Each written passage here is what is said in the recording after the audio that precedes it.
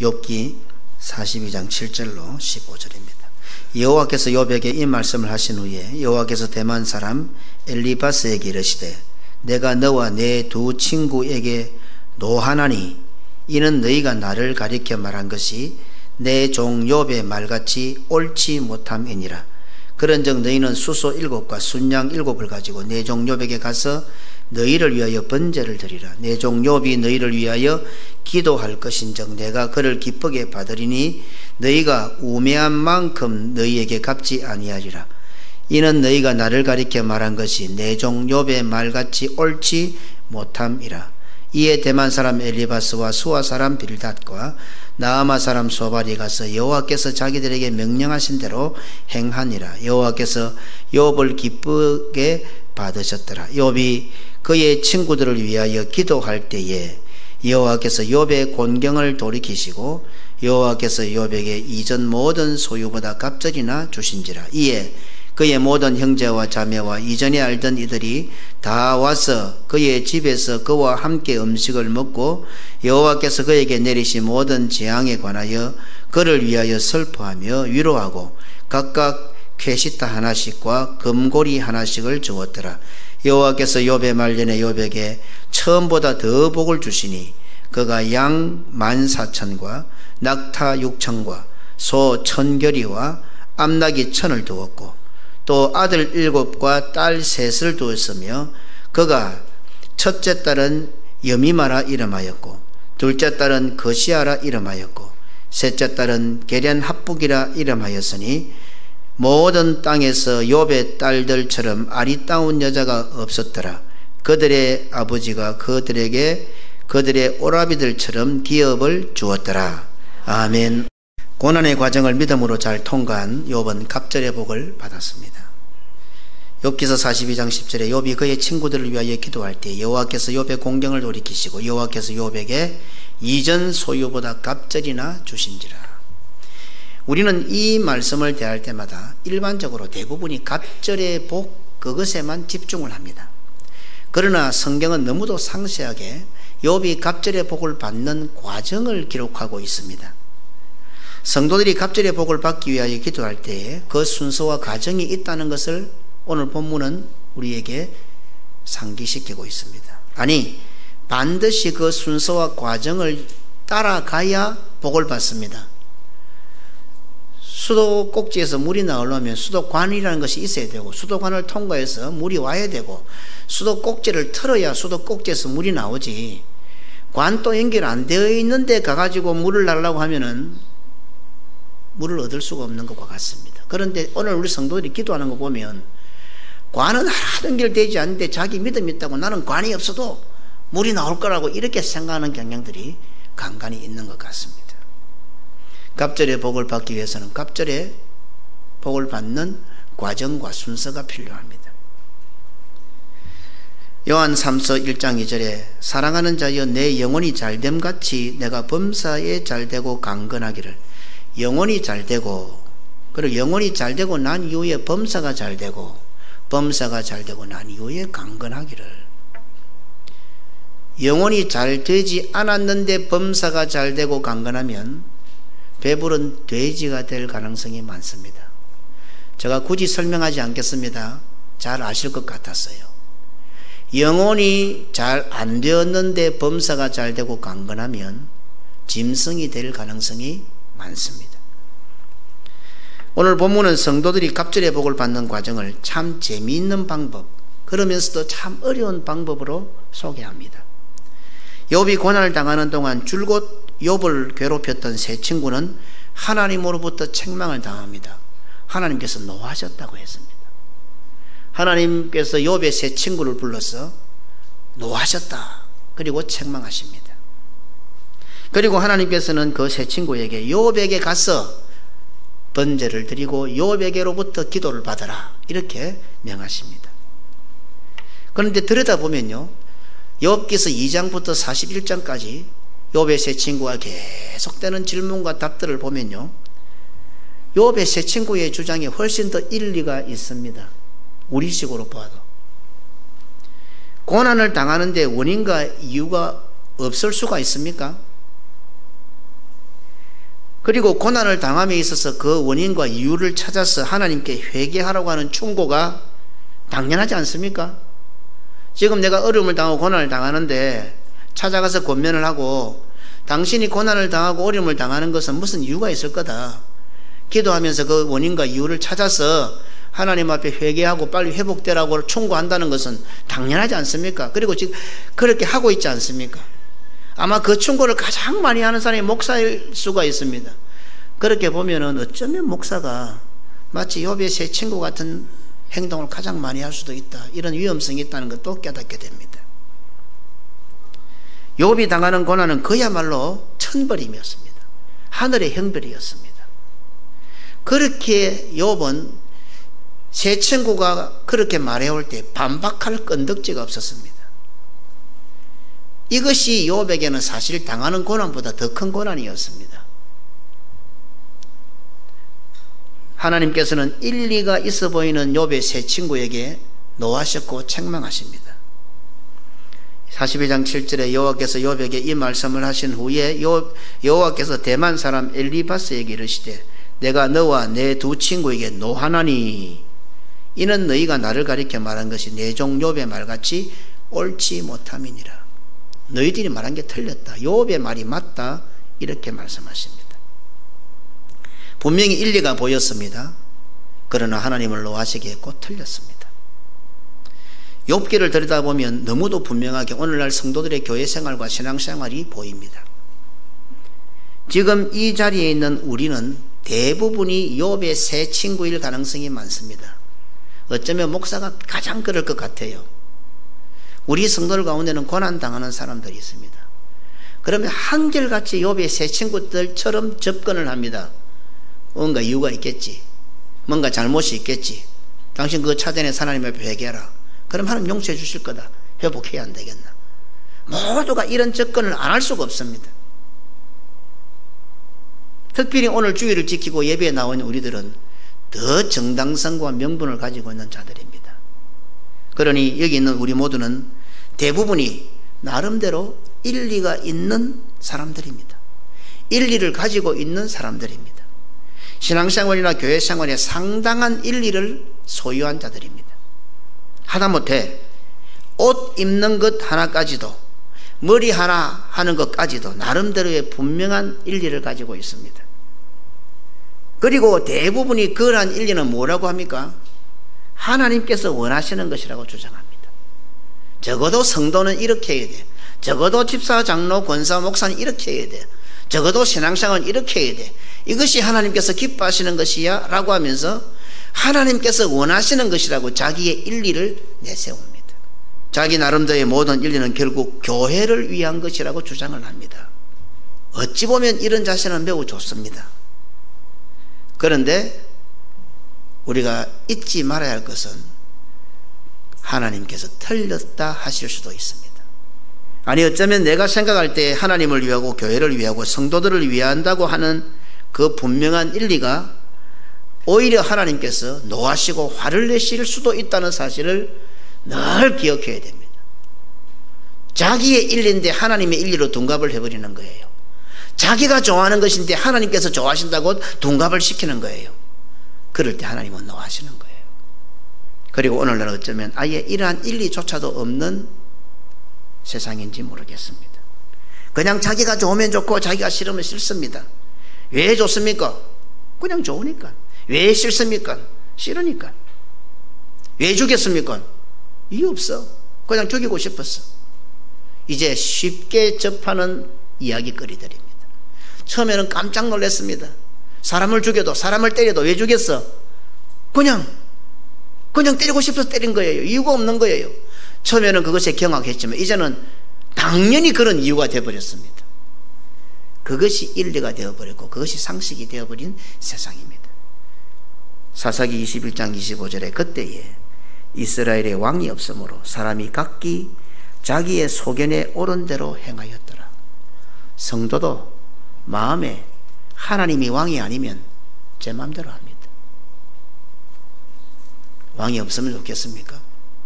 완전한 왕이신, 참 좋으신 왕이신 그 하나님이 우리의 왕이 되셨다는 사실은 참 감사한 일입니다.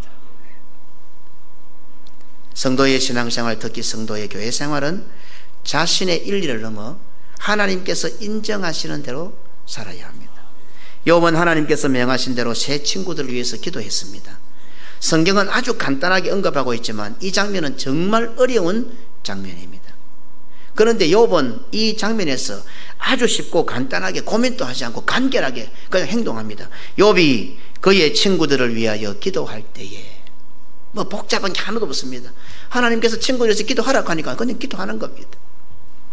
누가복음 24장 33절에 이에 예수께서 이르시되 아버지 저들을 사하여 주옵소서 자기들이 하는 것을 알지 못함이니이다 하시더라. 지금 자기를 잡고 있잖아요. 죄도 없는 나를 죄인 취급하잖아요. 침뱉잖아요. 모욕하잖아요. 발가벗기우잖아요. 십자가에 찌우잖아요. 못을 박잖아요. 창을 찌르잖아요. 가시멜로관을 세우잖아요. 그렇게 당할 이유가 있고 원인이 있고 죄가 있으면 그래 해도 힘들 상황인데도 1%도 그런 이유가 없는데도 당하고 있잖아요. 그런데 예수님은 자기에게 그렇게 하는 원수들을 향하여 오히려 아버지 저들을 용서해달라고 기도하고 있습니다. 쉬워 보입니까? 간단한 문제입니까? 우리는 어떻습니까?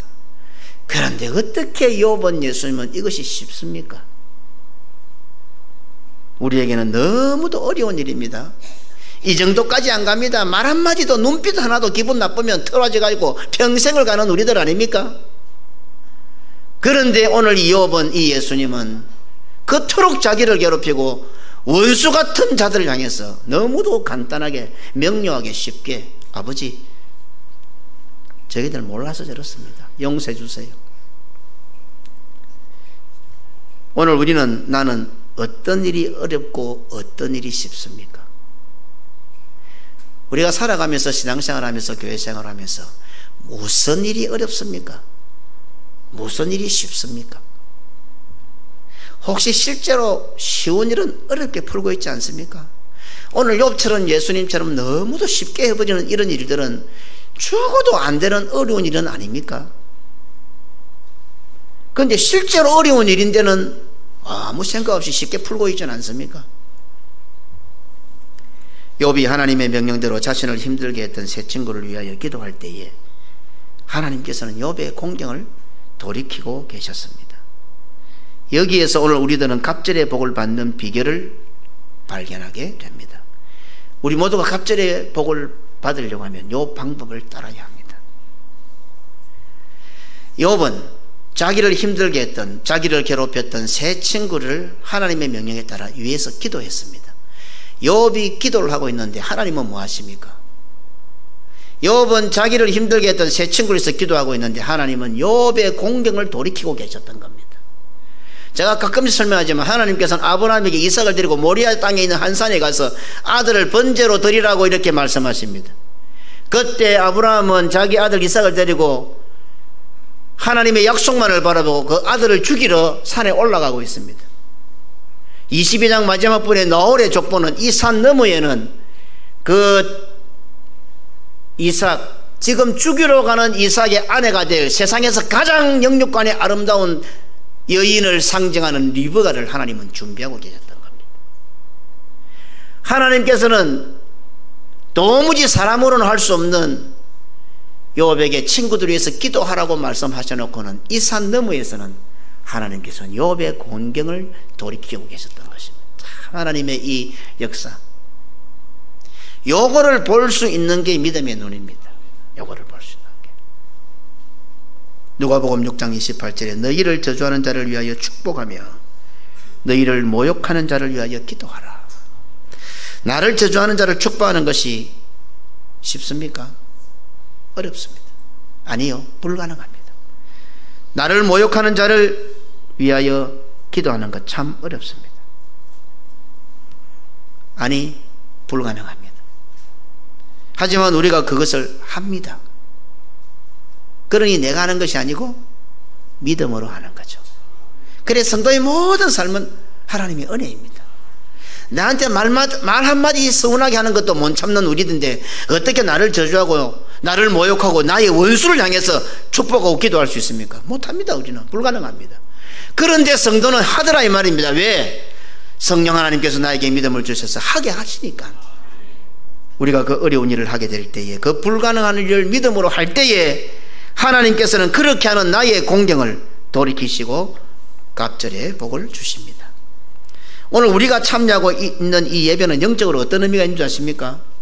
세상에 살면서 많은 고난이 있죠. 인생을 살면서 궁극적으로 주일마다 드리는 이 예배는요, 인생살이에 있어서 가장 큰 고난의 시간입니다. 최고의 고난의 시간입니다. 예, 위로도 받습니다. 은혜도 받습니다. 기도의 응답도 받습니다. 천국을 체험합니다.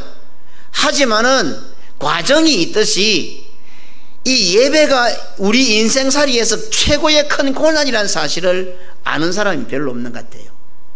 그러니까 예배 자리 함부로 들어오는 거예요. 사실은 예배의 자리는요, 죽으러 들어오는 시간이에요. 죽는 것으로 끝나면 아무도 안 오겠지만은 하나님께서는 죽으러 들어오는 자를 살려주겠다고 약속하신 거예요. 그러니까 예배의 자리는 믿음 없이는 절대로 참여 못해요. 구경만 하는 거지. 실제 참된 예배를 드리는 자는 믿음 없으면 안 되는 거예요. 내가 죽는데 어떻게 들어와요? 그러나 목을 내놓아라. 죽고 네가 썩어져도 내가 살려줄게. 하나님 약속을 하시는 거예요. 그 약속을 믿는 사람만이 죽음을 각오하고 들어오는 거예요. 그러니까 우리에게 가장 큰 고난은 죽음 아닙니까? 인생살이 세상살이에서 가장 큰 고난의 시간이 바로 알고 보면 예배 시간이에요. 물론 예배를 마치고 나서 하나님 주시는 그 부활의 은혜, 갑절의 복이 너무 크기 때문에 마치 여인이 해산의 고통을 잊어버리고 다시 아이를 잉태하는 것처럼 우리는 주일마다 그것을 반복하는 거죠. 사실 여인이 해산의 고통을 잊어버리고 또 생명의 그 신기함을 통해서 새롭게 아이를 잉태하는 것처럼 우리는 주일마다 내 목을 내어놓고 해산의 고통을 하고 하나님께서 베풀어준 부활의 은혜를 누리고 생명의 기쁨을 누리고 반복해서 생명을 잉태하는 거예요. 평생을 다해서 주일 예배를 드리는 거예요. 죽는 자리인 줄 알면서도. 예수님께서 십자가에 달려 죽으실 때에 수많은 사람들이 곁에 있었습니다. 예수님의 좌우의 강도, 예수님을 잡아 십자가에 못을 박는 군인들, 예수님을 죽이려고 협작한 서기관과 바리새인, 제사장들, 조롱하고 비웃는 군중들, 울며 설교하는 여인들과 성도들, 예수님으로부터 도망쳐서 저 멀리 쳐다보고 부인하는 제자들, 혹시나 마지막 순간에 기적이 일어날 것 같은 기대감으로 속마음을 숨기고 꾸역꾸역 십자가 가까이 와 있는 사람들. 나는 어떤 사람일 것 같습니까? 지금 예수님의 십자가가 있다고 생각하면 지금 예수님이 죽으시는 순간인데, 혹 예수님 편이라고 하면 다 죽일 것 같은 이런 상황인데, 여기 있는 우리들은 나는 어떤 부류의 사람입니까? 믿음으로 예배를 드리고 난 후 하나님께서는 우리들에게 갑절의 복을 주십니다. 궁극적으로 그 갑절의 복은 예수 그리스도의 부활입니다. 또한 욥에게 갑절의 복을 주신 것처럼 우리에게도 똑같이 복을 주십니다. 보십시오. 1장에서도 욥의 재산을 기록했죠. 몇 마리 42장에 와서도 갑절의 복을 주시면서 또 정확하게 갑절의 마리를 기록해 놓았습니다. 그러면 궁극적으로 예수 그리스도의 부활이라는 갑절의 복도 우리가 영적으로 받지만은 실제적으로 삶 가운데서도 하나님께서 우리가 신앙과 믿음 때문에, 세계 선교 때문에, 교회 여러 가지 일 때문에 우리가 헌금하고 헌신하고 희생하고 땀 흘리고 수고하는 것에 대해서 정확하게 갑절로 주시는 하나님이십니다. 그런데 여보십시오. 우리는 예배를 잘 드리고 나면 어떻게 생각합니까? 자, 이제 나를 괴롭히고 힘들게 했던 자들이 망하게 될 것이라는 기대를 딱 갖습니다. 방법이 달라졌죠. 욥은 자기를 힘들게 했던 그 친구를 위해서 기도했습니다. 예수님께서는 어떻게 해요? 자기를 죽이는 자를 위해서 용서해달라고 기도했습니다. 그런데 우리는 이 자리에서 정말 믿음으로 예배를 잘 드리고 이제 하나님께서 나의 예배를 받으셨으니까, 나의 기도를 들으셨으니까 나를 힘들게 하고 나를 괴롭히는 자 하나님께서 망하게 하실 것이다, 이렇게 딱 생각해 버리는 거예요. 그리고는 어떻게 믿음으로 그들을 저주를 딱 해버립니다. 요 두고 봐라 이놈들, 이제 하나님 살아계시니까 너 다 죽었다. 오늘 욥이 갑절의 복을 받는 방법을 오늘 나에게로 한번 대입을 시켜 보십시다. 저도 이 말씀을 준비하면서 고신교단 성도들이 실제로 물질적인 복을 많이 못 받는 이유가 여기 있는 것 같은 생각이 탁 들었어요. 우리가 너무 말씀대로 살다 보니까요, 말씀 중심에 살다 보니까네, 이제 예배를 잘 드리고 나면은 우리가 복음을 전하고 교회를 해간데 방해하고 했던 사람들 딱 돌아서면서 이제 너가 죽었다, 이제 믿음으로 저주를 선포를 딱 해보는 거예요. 오늘 욥을 보면은요, 예수님을 보면은 그리 했던 자들을 향해서 기도를 하고 있거든요. 용서를 하고 계시거든요. 아, 여기에서 물질의 복을 우리가 놓쳤구나, 요 방법에서. 그럼 오늘 하루만이라도, 오늘 이 예배를 마친 후에 오늘 함께한 성도들을 정말로 함께한 성도를 위해서 기도 안 해봅시다. 오늘 한 주간만, 오늘 하루만이라도. 그리고 특별히 뭐 가서 그런다고 기도하는 사람은 내가 원수란 말이 아니고, 특별히 나를 오해하고 나를 힘들게 하고 나를 고통스럽게 한 그 사람을 위해서 오늘 한번 기도해 봅시다. 오늘 식사는 자유시간 가질 때 조용하게 한번 오늘 말씀을 생각하면서, 하나님, 정말 그 사람 괘씸하고 미워 죽겠는데, 쳐다보는 것에도 싫고 그림자도 보기 싫은데, 그렇게 생각했던 그 사람들을 놓고 오늘 한번 그들을 위해서 한번 기도를 해보자고요. 그러면 일주일 안에 무슨 일이 벌어질까 한번 기대를 갖고요. 우리는 지난 시간 욥이 이와 같은 과정을 거친 후에 받은 갑절의 복에 대해서 살펴보았습니다. 그 갑절의 복 중에 자녀에 대한 복의 의미를 살펴보았고, 특이하게 기록되어 있는 딸들에 대해서 오늘 살펴보기로 했습니다. 간단하게 가는 좀 하면 10분 안으로 요금에서 맞춰보도록 하십시다. 집중해 볼까요? 14절에 그가 첫째 딸은 여미마라 이름하였고, 둘째 딸은 거시아라 이름하였고, 셋째 딸은 게렌 합북이라 했습니다. 첫째 딸 여미마라 이름은 고통의 밤이 지난 후에 그의 성막에, 그의 장막에 다시 빛이, 낮이 가득하게 되었다는 뜻입니다. 욥의 그 잔인한 고난의 밤이 지나고 이제 다시 환한 아침이 밝았다는 뜻이 됩니다. 둘째 딸 가시아, 이 가시아란 말은 그 아라비에서 자라나는 어떤 나무인데 향수로 사용됩니다. 시편 45편 8절에 왕의 모든 옷은, 왕의 옷이죠, 몰약과 침향과 육개의 향기가 있으며, 다시 말해서 이 향, 상하군에서 나오는 모든 현황은 왕을 저격게 한다. 왕의 옷에서 나는 모든 향, 그 향의 의미를 가지고 있는 것이 바로 가시아, 둘째 딸의 이름입니다. 욥이 고난 가운데 있을 때는 욥에게서 어떤 냄새가 났습니까? 2장 7절로 8절에 사탄이 이에 여호와 앞에서 물러가서 욥을 쳐서 그의 발바닥에서 정수리까지 종기가 나게 한지라. 욥이 제 가운데 앉아서 질그릇 조각을 가져다가 몸을 끓고 있더니, 조그만한 이때 뭐 무좀이나 종기가 나도 안에 고름 생기고 짜고 하면 냄새 나죠. 좀 심하면 막 그것은 아주 막 썩는 냄새가 나지 않습니까? 머리끝부터 발바닥에서 머리끝까지 몸에 악창 종기가 났습니다. 그냥 짜는 정도가 안 돼서 얼마나 가렵고 힘들었으면 기와 조각을 가지고 몸을 끓고 재를 뿌려가지고 그 건져, 그럼 피곤함이 얼마나 많이 났겠어요. 그 모습이 어떠했겠어요. 오죽하면 욥의 마누라가 와서 하나님을 저주하고 죽으라마, 그래 사느니 죽는 게 낫겠다 이 말입니다. 우리는 단순하게 욥의 고난 쉽게 생각하죠. 갑절의 복만 생각하니까 뭐 고난은 아무것도 아니라고 생각하죠. 아니에요. 그 몰골을 보십시오. 머리끝부터 발바닥까지 온몸에 악창이 나가지고 기와 조각을 꺼니 그 피고름과 냄새, 그리고 잿가루를 덮어 서니까 몸이 어떻게 되겠어요. 미충개이도 아니고 이거는. 그리 마누라 가서 하나님 저주하고 막 죽어보라. 차라리 이 죽는 게 하나님 앞에 욕을 덜 먹이는 거 아이가, 이 말입니다. 쉽게 말하면.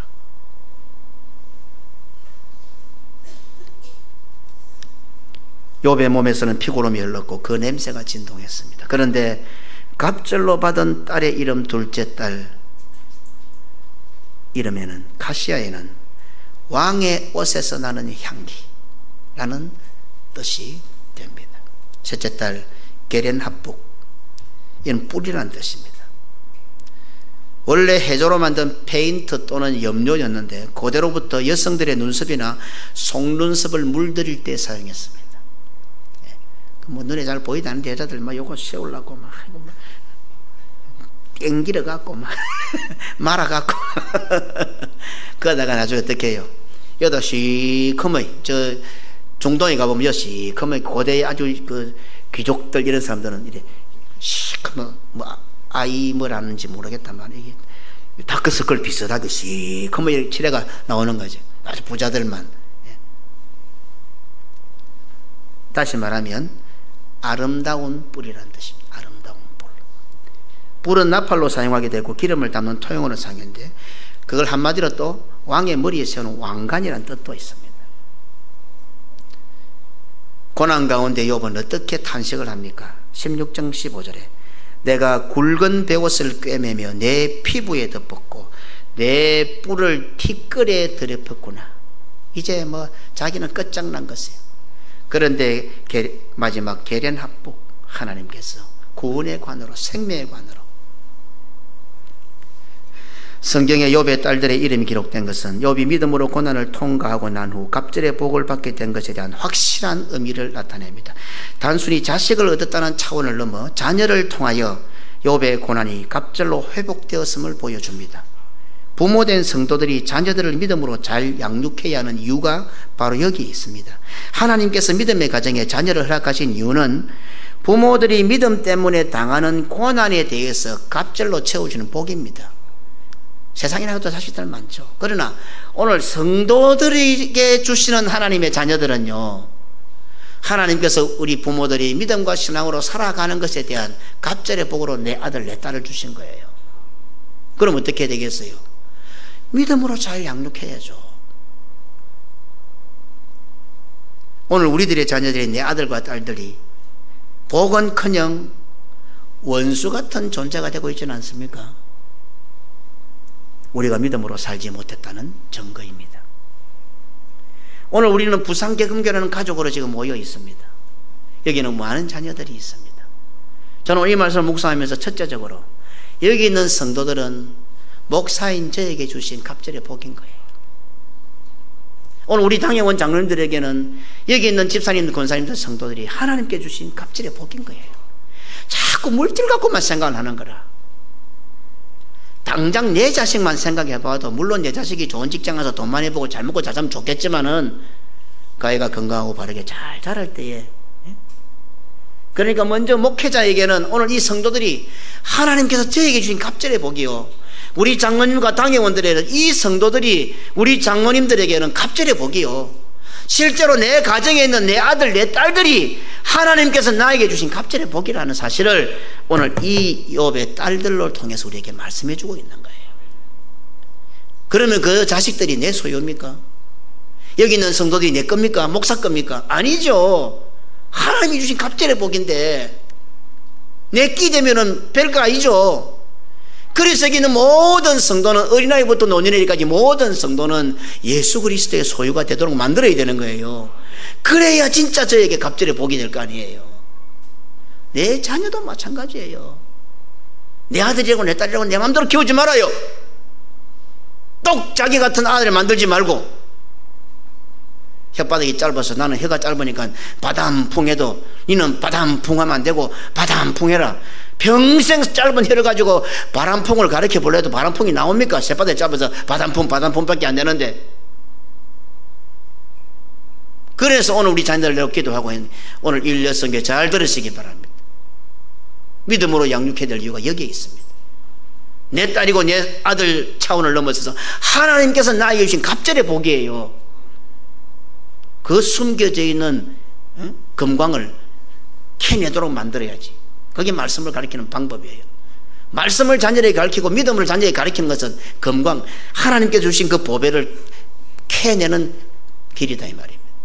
우리 부산계금교는 무슨 일이 있어도 세상과 문화에 따라 변질되지 말고 철저하게 말씀대로 믿음대로, 우리 성도는 꼭 기도하세요. 하나님, 우리 부산계금 강단에서는 어떤 일이 있어도 하나님의 말씀대로, 하나님의 말씀만이 선포되게 해달라고. 그리야 할 때 이 여기 앉아있는 모든 성도들이 하나님께 주신 갑절의 복이 되는 거예요. 욥은 모든 치욕의 세월, 의문의 세월, 그 모든 어두움을 물리치고 이제 눈으로 주님을 배웁는다고 할 만큼 밝고 환한 복을 받았습니다. 여태까지 주께 대해서는 귀로만 들어사오나 이제는 눈으로 주님을 뵙습니다. 첫째 딸, 빛, 낮. 도대체 고난이 어떤 의미인지 모르고 캄캄함 가운데 있었지만 그 모든 것이 다 날아가고 그 어둠만 날아갈 줄 알았는데, 고난만 없어질 줄 알았는데 눈이 더 밝아져서 하나님을 바라보는 빛이 생겨버린 거예요. 우리 역시 죄와 사망과 지옥의 권세하에서 어둠의 자식들이었습니다. 아니, 우리가 바로 어둠이었습니다. 그런 우리 위에 성령이 불로 임하셨습니다. 사도행전 2장 3절에 마치 불의 혀처럼 갈라지는 것들이 그들에게 보여 각 사람 위에 하나씩 임하여 있더니, 오늘 우리의 가슴 속에, 우리 머리 위에 성령의 불이 하나씩 임하니 그 성령의 불이 우리 속에 있는 어둠을 확 몰아내버린 겁니다. 그리고 어둠을 불태워버리고 나를 빛의 사람, 성령의 사람, 낮의 사람 되게 하셨습니다. 데살로니가전서 5장 5절에 너희는 다 빛의 아들이요 낮의 아들이라. 우리가 밤이나 어둠에 속하지 아니하나니. 어두움이었던 우리들이 빛이 된 것뿐만 아니라 이제 나는 도무지 빛이 될 수 없는데 내 속에 성령의 불이 들어와 나를 빛으로 만들어버리고 낮의 아들로 만들어서 가는 곳곳마다 이 빛이 발산되어 세상의 어두움을 몰아내는 역사를 이루어가고 있다. 세계를 교훈하여 복음 전하는 교회, 이게 선교의 의미다. 마태복음 5장 14절에 너희는 세상의 빛이라. 산 위에 있는 동네가 숨겨지지 아니할 것이요. 모든 어두워졌던, 어둡고 그림자 속에 있던 그 산의 동네들이 우리가 감을 통해서, 부산개금교회가 감을 통해서, 부산개금교회 성교의 깃발이 감을 통해서 우리가 비치기에 빛이 가니까 그 어두움이 그림자가 물러가고 드러나게 되는 것입니다. 본래 우리는 죄의 피고름 냄새가 진동하는 자들이었습니다. 죄라는 문둥병이 우리의 영혼과 육신을 썩게 하여 악취가 진동하는 자들이었습니다. 그런 우리들에게 예수 그리스도의 보혈이 그 더럽고 추한 악취를 몰아내고 왕의 옷에서 나는 향기, 예수 그리스도의 향기를 발산하게 만들었습니다. 고린도후서 2장 15절에 우리는 구원받는 자들에게나 망하는 자들에게나 하나님 앞에서 그리스도의 향기니. 구원받는 자, 망하는 자, 하나님 앞에서조차도 우리는 어떻게 해요? 그리스도의 향기가 되어버린 거예요. 우리가. 그리고는 계례납복, 뿔, 왕관, 우리에게 구원의 관을 세워주시는 거예요. 생명의 면류관을 세워주시는 거예요. 우리 부모님, 할아버지, 할머니들이 그 장난감 왕관을 씌우고 예쁜 옷을 입혀서 세워주고는, 아이고 이쁘다 내 새끼. 오늘 이 예배의 시간은 하나님께서 이렇게 죄라는 것 때문에 피고름을 머리끝부터 발바닥까지 그냥 피고름이 범벅하여 악취가 나던 우리들을 그리스도의 보혈로 다 씻겨서 예수의 향기가 나게 만들고, 어둠이 없고 어둠의 자식이 있던 우리들 내 속에 어둠의 그림자를 다 버려놓고 성령의 불이 내 속에 들어와서 빛이 되게 하고 세계를 교훈하여 복음 전하는 자들이 되게 하셨고, 그리고 오늘 구원의 관으로 우리의 머리에 세워주셔서 하나님께서 우리의 궁디를 두드리면서 내 이름을 불러주시면서 예쁘다 내 새끼, 예쁘다 내 새끼, 이렇게 말씀하시는 거예요. 42장 15절에 모든 땅에서 욥의 딸처럼 아리따운 여자가 없었더라. 오늘 하나님께서는 우리를 토닥이면서, 그래, 내 딸보다 예쁜, 내 새끼보다 예쁜 사람이 없어. 오늘 그렇게 우리들에게 말씀하고 계시는 것입니다.